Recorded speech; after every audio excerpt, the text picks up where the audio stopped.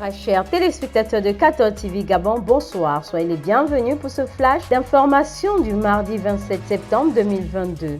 Dans le magistère universel, l'utilisation de l'énergie atomique à des fins de guerre est un crime, non seulement contre l'homme et sa dignité, mais contre toute possibilité d'avenir dans notre maison commune. Dans un tweet posté le lundi 26 septembre 2022 à l'ouverture de la conférence annuelle de l'AIEA, le pape François a de nouveau appelé au désarmement nucléaire. Au siège de l'Agence internationale pour l'énergie atomique à Vienne, le secrétaire pour les rapports avec les États a précisé en ce sujet la pensée du Saint-Père. Toujours au Vatican, le cardinal portugais José Tolentino Mendoza était jusqu'à présent archiviste et bibliothécaire de la Sainte Église romaine où le remplacera Monseigneur Angelo Vinciso Zani, qui fut secrétaire de l'ancienne congrégation pour l'éducation catholique. Le dicastère pour la culture et l'éducation a également un nouveau secrétaire, un prêtre enseignant à l'Institut pontifical de théologie Jean-Paul II. Son Excellence Monseigneur Jean-Vincent Ndoyen, évêque du diocèse septentrional de Yem, préside l'ouverture de l'année pastorale. Cette rencontre s'étend sur 6 jours. Temps de prière, écoute mutuelle, enseignement, un véritable marché ensemble qui connaîtra un envoi en mission le samedi 1er octobre 2022 à la paroisse cathédrale Saint-Charles de Yem au cours de la messe pontificale que présidera Monseigneur Jean-Vincent Ndoyen. L'évêque émérite de Mouila, Monseigneur Dominique Bonnet, qui vient de séjourner en France pour des raisons médicales, a foulé le sol gabonais le lundi 26 septembre 2022 en après-midi.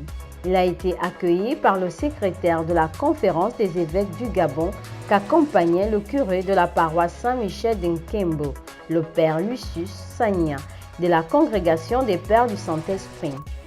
Étaient aussi présents de nombreux fidèles venus signifier leur attachement au pasteur infatigable de la bonne nouvelle. Ce mardi 27 septembre 2022, la rédaction de 14 TV Gabon a reçu sur son plateau Lionel Franklin Mwanda, formateur national du mouvement Les Chevaliers de l'Immaculée.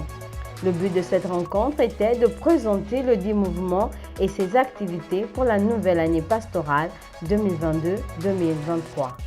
Ce mardi matin, l'ancien président de la CIX, Conférence internationale du scoutisme catholique Région Afrique, s'est entretenu avec l'aumônier national du mouvement scout Gabon, qui est aussi aumônier des scouts et guides sous-région Afrique centrale, l'abbé Serge Patrick Mabikassa.